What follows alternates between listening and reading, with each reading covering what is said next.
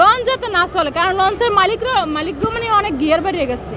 লঞ্চে উঠছি, ওঠার পরে উনি বলছে যে ছাদে বসেন, ছাদে নিচে জায়গা নেই, ছাদে বসেন। বাচ্চা কাচ্চা নিয়ে তো ছাদে বসা সম্ভব না রোদের ভিতরে। আসলাম, আরও 2টা লঞ্চ ঘুরছি, কোনো জায়গায় সিট নেই। এটা আসছি, খালি পাইছি, বসছি। বসার পরে তো অনেক ঘন্টা হয়ে গেছে, 5-7 ঘন্টার বেশি হয়ে গেছে। এত সময় তো আর বসে থাকা সম্ভব না, কারণ 5-7 ঘন্টার ভিতরে তার এত সময় বাড়িতে যেতেও লাগে না। কিন্তু সরকারের কাছে আবেদন আমাদের যে এই লঞ্চ বন্ধ করে আমাদের যেন সুস্থ একটু শান্তি মতো বাড়ি যাতায়াত করার সুযোগ করে দেয়। লঞ্চ যাতে না চলে, কারণ লঞ্চের মালিকরা মানে অনেক গিয়ার বেরিয়ে গেছে। ঠিক আছে, অনেক গিয়ার বাড়ছে, যাত্রী পাইবো আর তারা টাকা কামাই করবে। হকারকে নিয়ে ব্যবসা করাইবো, ছাদে নিয়ে লোক নিয়ে যাইবো, এদের একটা ব্যবসা। এই ব্যবসা অনুযায়ী তো জনগণ চলতে পারে না, জনগণের দিকেও তো তাকাইতে হইব। সরকারের কাছে আবেদন এটাই যে উনি আমাদের দিকে তাকাক, আমাদের এই কষ্ট দুর্ভোগ সে মুক্ত করে দেখ, এটাই ওনার কাছে আমাদের আবেদন।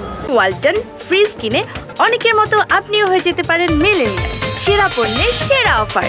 সেই 5টা বাজে আইসি এই জায়গায় সদরঘাট আইসা বসে রয়েছি। ওনারা কোনো নির্দিষ্ট সময় দিতে চাইতেছে না যে লসটা কখন ছাড়বে।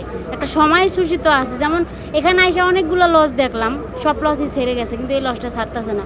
যারা জিজ্ঞাসা করতেছি সেই বলতেছে জানি না, এ বলতেছে 2টা বাজে, এ বলতেছে 4টা বাজে, এ বলতেছে 5টা বাজে, আবার কেউ বলতেছে 7টা বাজে। তাহলে একটা নির্দিষ্ট সময় তো থাকবো এখানে, সেই সময়টা পাইতেছি না।